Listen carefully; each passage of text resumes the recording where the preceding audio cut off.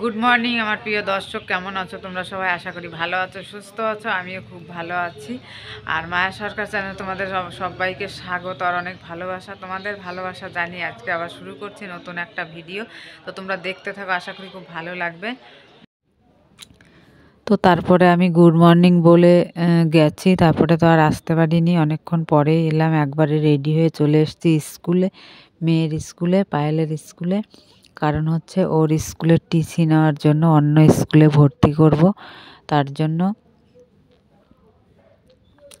তো টিসি নিতে এসে দেখি বাচ্চাগুলোর মানে সামনে খেলা আছে, ওই খেলার জন্য পিটি শেখাচ্ছে। তো ওটা দেখে আমি একটু ভিডিও করলাম, আমি দেখলাম তাই তোমাদেরকেও একটু দেখাচ্ছি, দেখো। তো ঠিক আছে, দেখো। আর মেয়েকে অন্য স্কুলে ভর্তি করে দিচ্ছি, কারণ হচ্ছে এখানে এখানে পড়াশোনা করে, ভালোই করে, কিন্তু তবুও ভাবছি যে অন্য স্কুলে দিয়ে দেবো। তো ওখানে মানে প্রাইভেট স্কুল আর কি, এটা তো সরকারি স্কুল, ওখানে প্রাইভেট স্কুলে দিচ্ছি। ওখানেই থাকবে, ওখানেই খাবে, হোস্টেল আর কি, হোস্টেলে থেকেই আর কি পড়াশোনা করবে, ওই জন্য ওখানে দিয়ে দিচ্ছি। ঠিক আছে, চলো একটু মাঠটা ভালো করে ঘুরিয়ে দেখাই, তোমাদের দেখো।